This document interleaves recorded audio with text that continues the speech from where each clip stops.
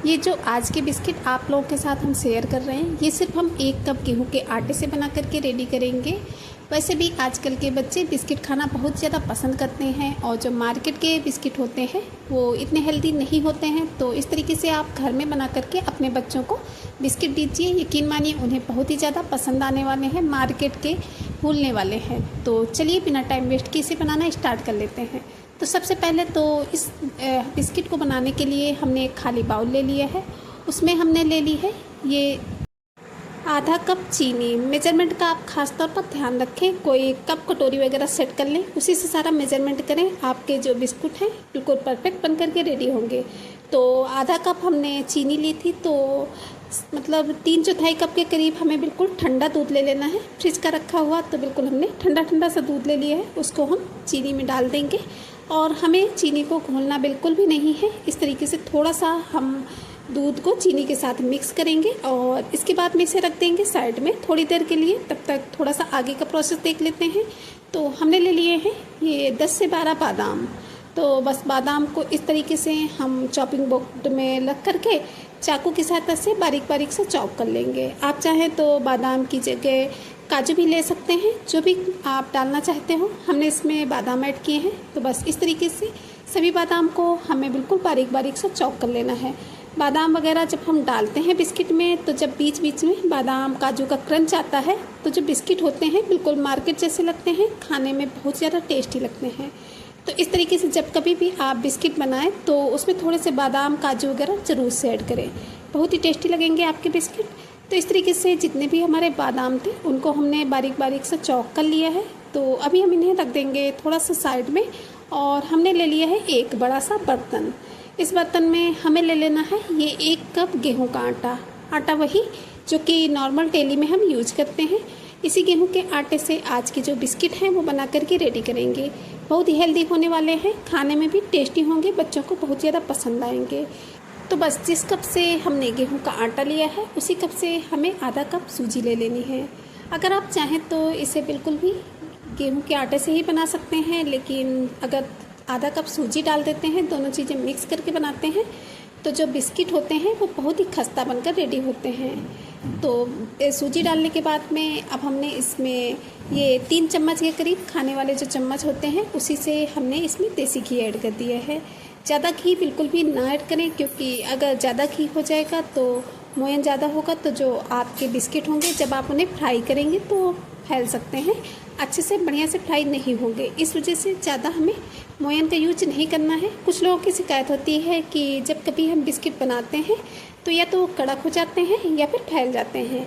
तो बस अगर आपका मोयन थोड़ा सा कम हुआ तो आपके जो बिस्किट होंगे वो कड़क हो जाएंगे, और अगर आप ज़्यादा मोयन लगा देंगे तो बिस्किट जो होंगे वो फ्राई करते वक्त फैल जाएंगे। छोटी छोटी चीज़ें होती हैं जो ध्यान में रखनी होती हैं, उससे आपके जो बिस्किट हैं बिल्कुल परफेक्ट बनकर रेडी होते हैं। तो बस मोयन आपको ध्यान से ही डालना है। तो 3 छोटे चम्मच खाने वाले से ही हमने इसमें घी ऐड किया था, और घी को इस तरीके से परफेक्ट 2 से 3 मिनट तक अच्छे से मिक्स करेंगे।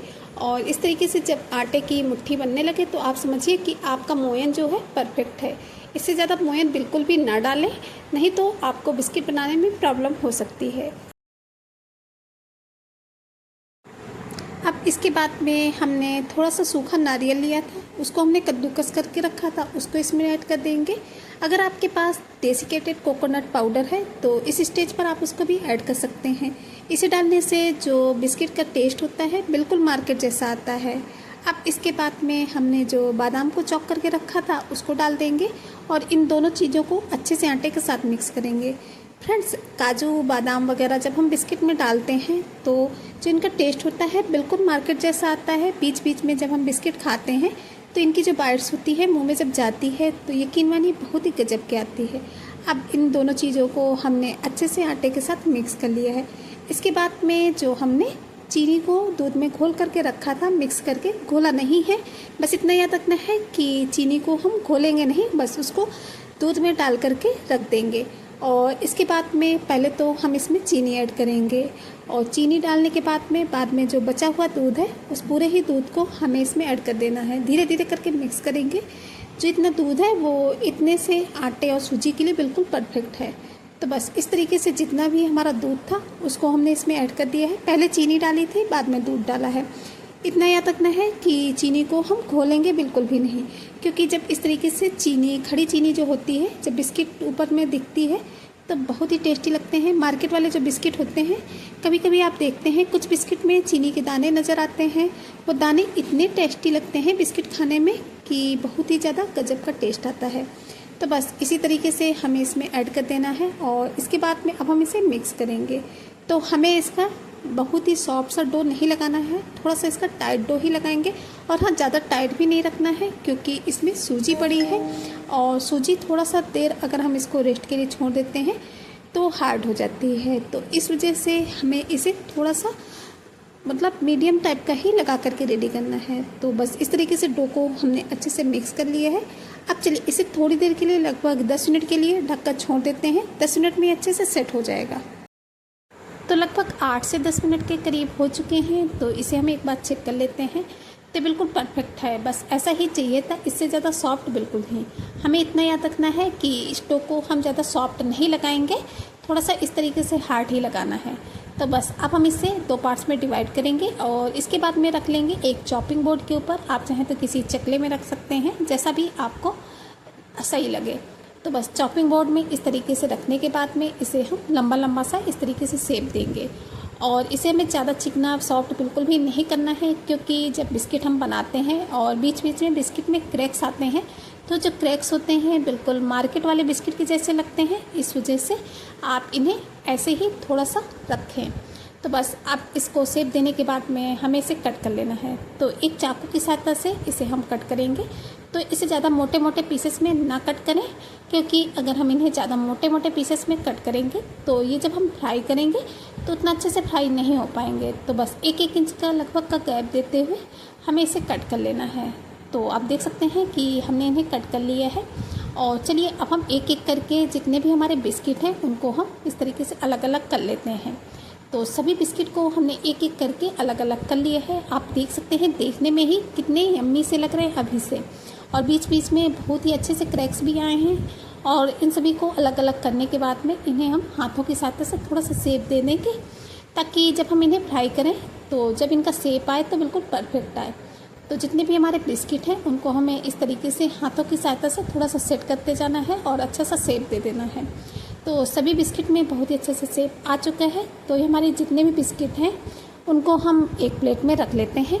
और इसी तरीके से जो बचा हुआ डो है उसके भी बिस्किट को हम कट करके रेडी कर लेते हैं। तो बाकी का जितना भी डो था उसको भी हमने इसी चॉपिंग बोर्ड के ऊपर रख लिया है। और रखने के बाद में इनको भी हम कट करेंगे।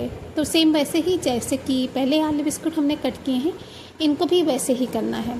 फ्रेंड्स, एक बार आप इन बिस्किट को ज़रूर से बनाइएगा। ये बिस्किट बना करके आप महीने से 2 महीने तक स्टोर करके रख सकते हैं।